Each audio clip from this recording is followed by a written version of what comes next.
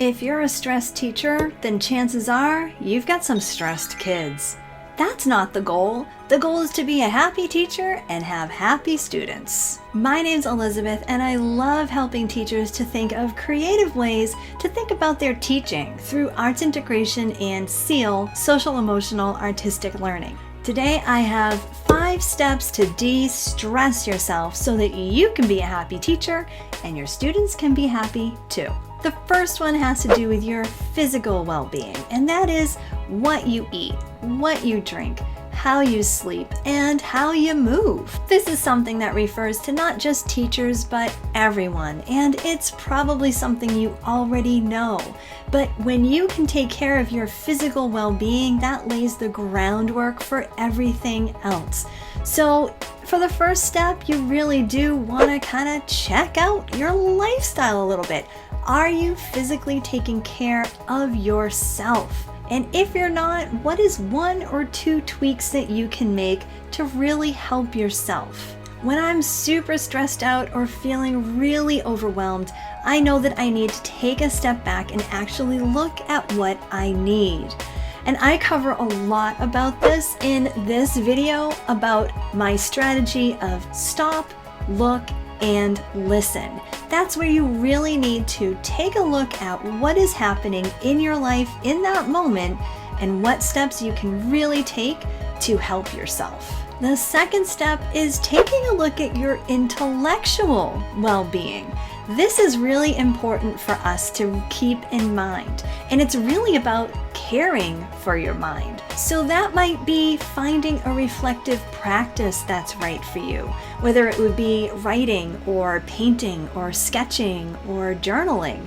It could be listening to music or meditating or doing something physical like running or dancing. It could be looking into reading some books or articles that really feed your mind professionally or personally. And keep in mind that we're professionals, right? So taking a course and looking for the right course or workshop that's really going to feed your mind or challenge you to stretch your thinking can be just what your intellect really needs. And that's why I'm a firm believer in and only provide teacher-centered professional development through the Inspired Classroom, because that's what we really need to focus on and what you really need.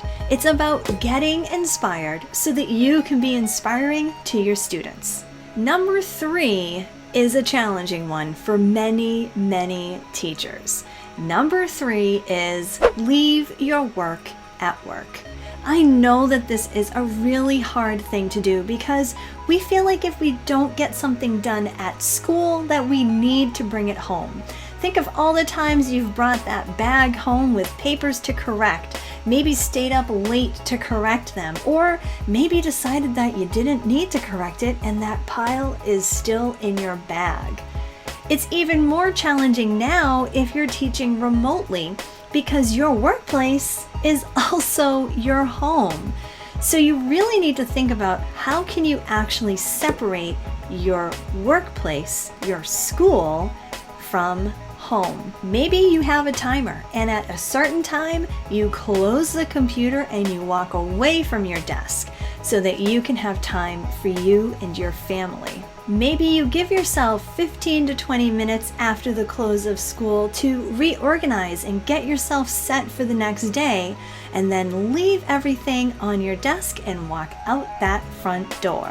Maybe you take a break in between when school ends and when your personal time begins. Go for a drive, go for a walk. Make there be a separate thing that happens that helps to break apart those 2 separate pieces of your life. Now, this is also where you really need to know yourself.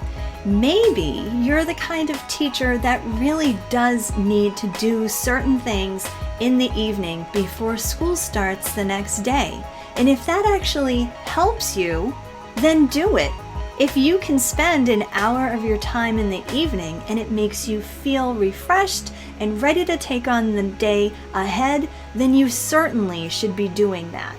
But if that's a type of thing that stresses you out and it really doesn't do you much good for the following day, then you really should consider cutting that part out. A helpful way to think about this is to make a list. List out all the things that you do outside of school and see if all of those things are really necessary for you to have a successful day the next day, and what things can be actually crossed off your list. Number 4 can be a little hard to swallow at first, but stick with me.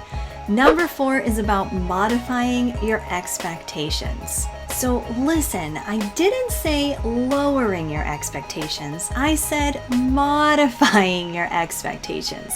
So I'm not talking about changing the quality of the work that you're doing or expecting less from your students in terms of the quality that they're doing or changing the teaching that you're providing. What I mean instead is maybe modifying the quantity of work that you're assigning.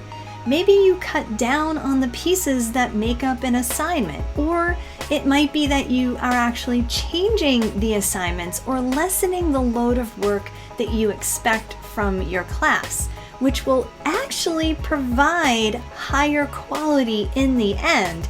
It might mean that you change the way that you assess or grade something. So you might go from an elaborate rubric to maybe a checkmark system. And this might be something that you do for just 1 or 2 assignments or just every once in a while. It doesn't have to be for everything, but just doing this every once in a while can really lessen your load for yourself. So here's the tricky part about this step. Trimming back things like this can sometimes be seen as a negative thing.